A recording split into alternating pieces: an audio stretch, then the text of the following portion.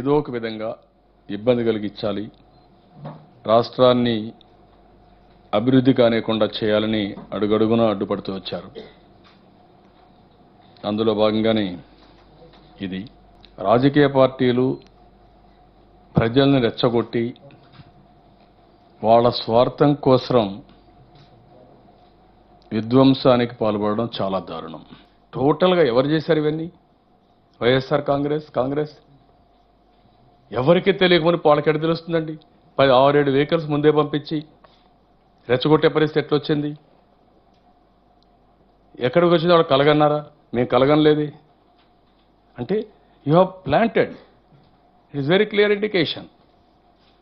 అంటే ఒక ప్లాంట్ చేసి ఇంత దుర్మార్గమైన చర్య ఏ పులివెందులో జరిగిందంటే we can understand, but not east Godavari, but not in Tuni. కాపులు ఇవాళ మీటింగులు పెట్టుకుని 22 నెలల తర్వాత నిన్ను గట్టిగా నిలదీస్తే పార్టీలకు అతీతంగా ప్రతి ఒక్కరూ కదిలారు. నువ్వేదైతే మేనిఫెస్టోలో పెట్టావో దాన్నే గట్టిగా నిన్ను నిలదీస్తూ ఎందుకు చేయడం లేదని అడిగితే వాళ్ళ మీద అబండాలు. వైఎస్ఆర్ కాంగ్రెస్ అంటాం. అక్కడ కూడా నీ రాజకీయ అవసరాల కోసం అదే మీటింగ్ కన్నా లక్ష్మీనారాయణ అటెండ్ అయ్యాడు బీజేపీ తరఫున. ఆయన పేరు చెప్పడు, బీజేపీ పేరు చెప్పడు. కారణం బీజేపీ పేరు చెప్తే వాళ్ళు చంపకేసి కొడతారేమో అని భయం. ఎక్కడయ్యా రాజకీయాలు?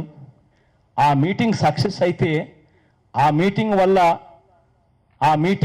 వల్ల ఉద్యమకారులకు, ఆ మీటింగ్ వల్ల ప్రతిపక్ష పార్టీలకు మంచి పేరు వస్తుంది అని చెప్పి, ఆ మంచి పేరు రానికూడదు, ఆ ఉద్యమకారులకు పార్టీలకు మంచి పేరు ప్రతిపక్ష పార్టీలకు మంచి పేరు రాకూడదు అని వాళ్ళ మీద చెడ్డ పేరు రావడం కోసం అని చెప్పి నువ్వు అలజడి క్రియేట్ చేసి చెడ్డ పేరు వీళ్ళకి అంటగట్టే ప్రయత్నం చేస్తా ఉన్నావు. మరి 6 ఛానళ్ళు మాత్రమే ఎలా తెలుసు అని అంటూ, ఈయన 6 ఛానళ్ళు నువ్వు చూసి ప్రతి ఛానళ్ళు దాన్ని టెలికాస్ట్ చేసినాయి. రేపు పొద్దున 6 ఛానళ్ళు కూడా ఎందుకు 6 ఛానళ్ళ మీద ఎందుకు చెప్తా ఉన్నాడు అని అంటే, రాష్ట్రంలో ఇక రేపు పొద్దున కాపు ఆ ఉద్యమం సంబంధించి ఎవరు కూడా కవరేజ్ చేయకూడదు.